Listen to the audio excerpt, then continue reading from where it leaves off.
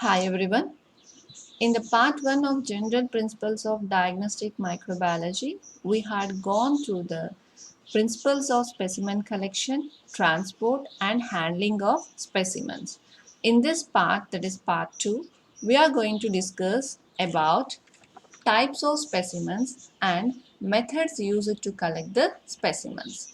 So here comes the different types of the specimen generally used for the diagnosis of diseases or infections. So like blood, urine, sputum, swab, stool, pus and the cerebrospinal fluid. The swabs offer of different types like throat swab, nasal swab, etc. Okay, so let's begin with the first type of the specimen, that is sputum. The sputum is nothing but the coughed out of uh, a mucoid substance is going to be called as sputum, and this is an other than the saliva, is that is it is different from the saliva, and the sputum is going to be collected in a wide mouthed sterile container, whereas the children cannot cough the sputum and they will swallow the sputum. So in such cases gastric aspirate may be taken instead of the sputum. Then coming to the urine, the urine sample is going to be advised for the diagnosis of mainly urinary tract infections. So the midstream morning sample of urine is advised, and how they have to collect means the external genitalia is washed with soap and water, and then the patient should avoid the first and the last part of urine, and only the midstream urine is collected in a wide mouth sterile container. Then coming to the swab is a cotton tip. Here you can see it's a cotton tip applicator stick containing in a cotton plugged test tube. Okay, so here it is. The specimens are collected by swab preferably from deeper tissues avoiding the surface.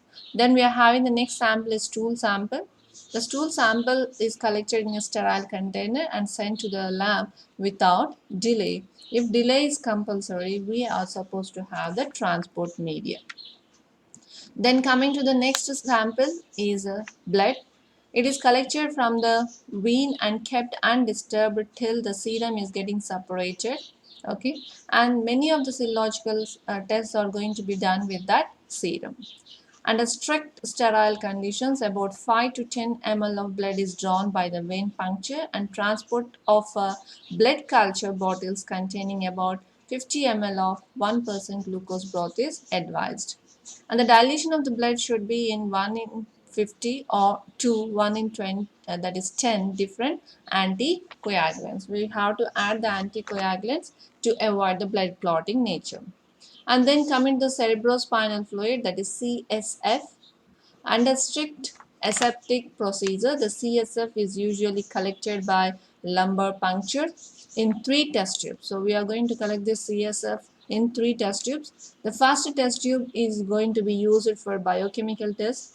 The second one is going to be used for culture analysis, and the third test tube is going to be used for staining, microscopic examination, and for total and differential count, cell count. Okay, so these are all the different types of the specimens that going to be used in the laboratories for the diagnosis purpose. Then moving to the that means different types of the diseases for which we are going to collect the different types of samples. So here, for example, if we are having the bacteriological examination, that means especially we want to find out the bacterial diseases or infections, then the first thing that we are going to take is the throat swabs.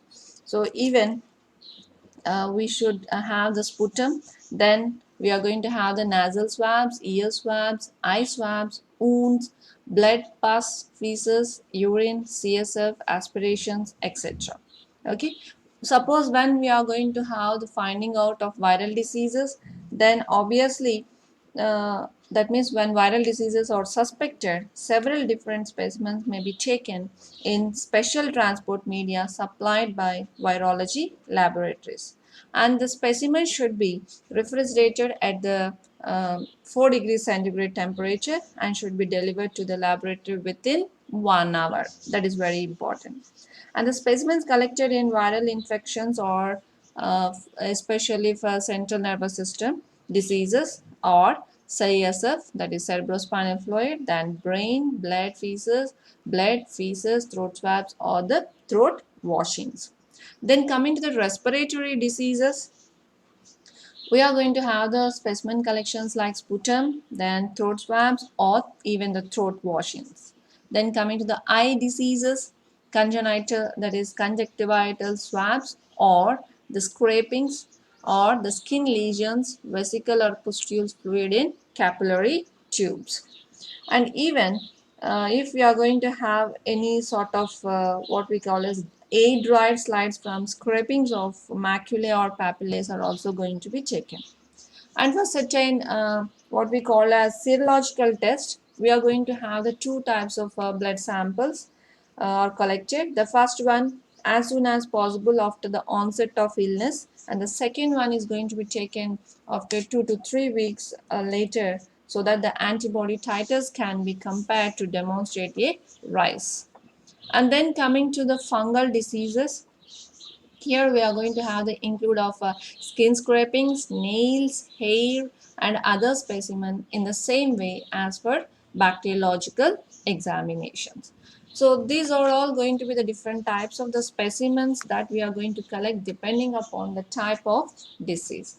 Now, what are the methods used to collect the specimens or samples? Okay, so the specimens may be collected by several methods using aseptic techniques, and the aseptic technique refers to specific procedures used to prevent unwanted microorganisms from contaminating the clinical sample or clinical specimen. And each method is designed to ensure that only the proper material will be sent to its clinical laboratory. So these are all the few methods that how we are going to collect the samples. The first one is the swab.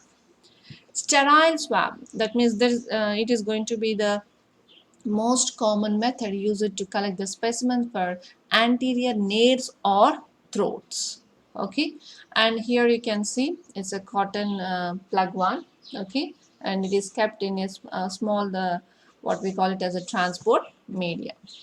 So sterile swab is the most common method used to collect the specimens from anterior nares or throat. A sterile swab is going to have a rayon calcium alginate or a Dacron tipped polyester applicator. And many commercial, that means we are going to have the commercially manufactured swabs. So many commercial manufactured swabs contain a transport medium designed to preserve a variety of microorganisms and to prevent multiplication of rapidly growing members of the population. And the use of swabs for the collection of specimens is little value, and it is going to be of a discourage for two main reasons. That means the disadvantages of these swabs is number one, the swabs are associated with a greater risk of contamination with surface and subsurface microorganisms, and they are going to have a limited volume capacity. That means they are going to have the holding capacity of less than 0.1 ml. So these are the main two drawbacks or the disadvantages of collection of specimens through the swab. So here you can see the structure of a swab. So internal, this one is the internal one, and the outer one is the plastic case. Okay, and this tube like one is going to possess the transport medium. And then moving to the next one is the needle aspiration method. Needle aspiration is used to collect the specimens aseptically and mainly for anaerobic bacteria from CSF, that is cerebrospinal fluid, pus, and the blood. For needle aspiration, stringent antiseptic techniques are used to avoid the skin contamination. So to prevent the blood from clotting and entrapping microorganisms, various anticoagulants are included with the specimen bottle or the tube. Then coming to the next one, intubation. Intubation, not incubation, it's intubation. So intubation in Latin means into, and tubation means tube, is the inserting of a tube into a body canal or hollow organ. So here you can see the picture where a tube is going to be inserted into the internal organ. For convenience, intubation can be used to collect the specimens from the stomach. In this procedure, a long tube, a long sterile, it should be of a sterile tube, is attached to a syringe, and the tube is either swallowed by the patient or passed through the nostril. So here in the picture, it was passed through the nostril into the patient's stomach, and the specimens are withdrawn periodically into the sterile syringe, and the most common intubation method is the live-in tube. So this is the live-in tube. Then moving to the next one is the catheter.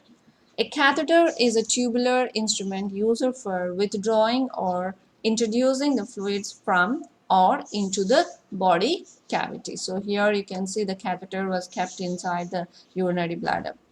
So here the urine specimens may be collected with that is the catheters to detect urinary tract infections caused by bacteria from newborns and neonates which cannot give urine samples, that is urinary specimens, voluntarily. And commercially we are going to have the three types catheters are commonly used for urine collection, that is hard catheter, French catheter and Foley catheter. The hard catheter is used when the urethra is very narrow or has stitches, and the French catheter is a soft tube used to a single specimen collection, and the Foley catheter is used if multiple samples are required over a long period. So this is the one which widely used for the surgery patients, all those things, is the Foley catheter. So here you can see the Foley catheter structure. This bulb-like structure is going to possess the antimicrobial coating on its tip. And coming to these three pipes, okay, and this pipe, the red color pipe, is the irrigating solution. That means you are withdrawing the solution urine sample for many times, and the middle one is the drainage of urine, and here is the inflammation, that is inflation tube. Okay, so these are the three types of the tubes which are used in the Foley catheter. Then moving to the clean catch method. The clean catch method is the most common method used for the collection of urine. So here I already told you while telling the types of specimens. After the patient has cleaned the urethral openings, a small container is used to collect the urine. And what is the best time to use the clean catch method is early morning sample. Because why we have to use the early morning sample? Because the urine contains more microorganisms as a result of being in the bladder overnight. In this clean catch method, the midstream method is going to be the best use. That means the first urine is avoided, is not collected, because it will be contaminated with those transient microorganisms that normally occur in the lower portion of the urethra. So what we have to collect? Only the midstream portion is collected, since it most likely will contain those microorganisms that are found in the urinary bladder. If warranted for some patients, needle aspirations are also done directly into the urinary bladder. Then moving to the sputum cup method.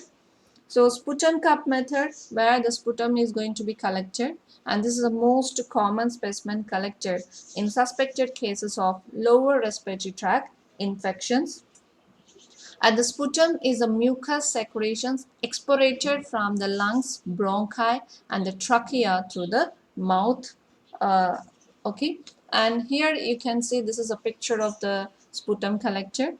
And in contrast to saliva, which is a secretion of salivary gland, okay, so there is a difference between the sputum, which is a thick mucoid one, where the saliva, you can see it's a white, very transparent one. The sputum cups allow the patients to export a clinical sample directly into the cup. During laboratory diagnosis, the cup can be opened from the bottom. For some reasons, they are going to have the opening from the bottom also. To this opening from the bottom is mainly to reduce the chance of contaminations from extraneous pathogens. So these are all the different types of methods of collecting the specimens. So here is the collection of specimens over glance. That means the important concerns during the sample collection that we have to follow. That one is the time of collection, then the site of collection, amount of specimens to be collected, then labeling, then transport of specimen. So if the time of specimen, particularly we have to see the time at which stage we are supposed to take, such that the stage of disease when the sample is collected is also very important for successful diagnosis. Then coming to the site of collection, the collection of the specimen should be from those sites where the suspected organisms are not or most likely to be present. Then amount of specimen to be collected, a sufficient quantity have to be collected.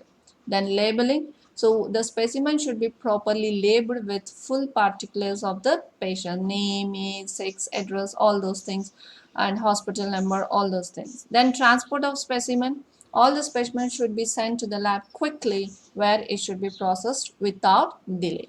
If delay is inevitable, then they have to be kept in the refrigerator. So these are all the some of the general rules or the principles that we already discussed in the part 1, but I want to have a glance of these things again, okay, in the collection of the specimen. So in the part 2, we had gone through the types of specimens and the methods used to collect the specimen. In the next part, we are going to discuss about general methods of laboratory diagnosis. So now we had done with our work of collecting the specimens safely to the laboratory. Now what is happening in the lab? That means what are the different tests that are going to be performed to diagnose the infection or disease causing organism in the part 3. Thank you.